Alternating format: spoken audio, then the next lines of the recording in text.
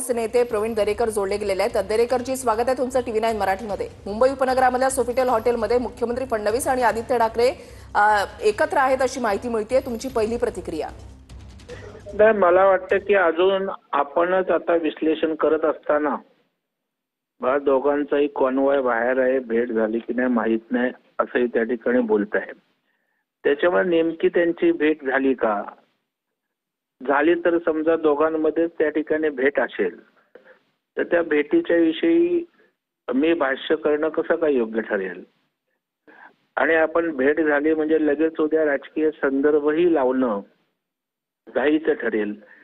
कारण आपल्या महाराष्ट्रामध्ये एक राजकीय संस्कृती आणि परंपरा आहे की विरोधी पक्षाच्या नेत्यांना सुद्धा मुख्यमंत्री सत्ताधारी भेटत असतात।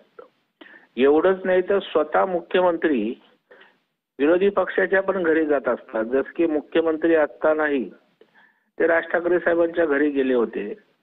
आणि त्याच्यामुळे मला वाटतं एका भेटीत लगेच काय होतंय असं निष्कर्षाप्रत येणं घाईचं ठरेल। ती भेट व्यक्तिगत असू शकते, राजकीय काही आपला विकास कामासंदर्भात असू शकते किंवा कुठलेही विषय असू शकतात, परंतु अगदी राजकीय काही संदर्भ नसेलच असंही काय बोलण्याचं धाडस मी त्या ठिकाणी करू शकत नाही।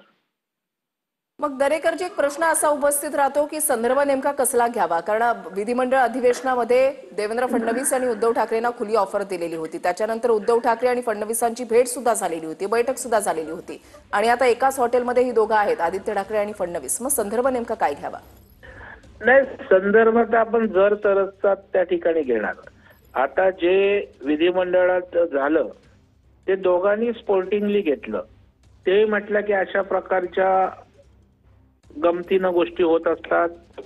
हे दोघांनी त्याचे स्पोर्टिंगली त्या विषयाच्या विषयी भाष्य केलं। आता ही जर बैठक झाली असेल आणि त्या ठिकाणी दोघांतच चर्चा झाली असेल तर मी त्याविषयी काय सांगणार? किंवा देवेंद्रजींनी एक मोठे नेते आहेत, आमचं शीर्षस्थ नेतृत्व आहे राज्यातलं, आणि शेवटी काय करायचं काय होणार हा सर्वस्वी त्यांचा आणि भारतीय जनता पार्टीचा आमचा विषय आहे। आमच्यासारखा आमदार किंवा कार्यकर्ता ह्याच्यावर या भेटीमागे काय आहे, काय होईल या निष्कर्ष ठासून सांगणं घाईचं होईल असं मला वाटतं। नक्कीच, धन्यवाद दरेकरजी, तुम्ही आमच्याशी या संदर्भात सविस्तर संवाद साधण्यासाठी। तर भाजपचे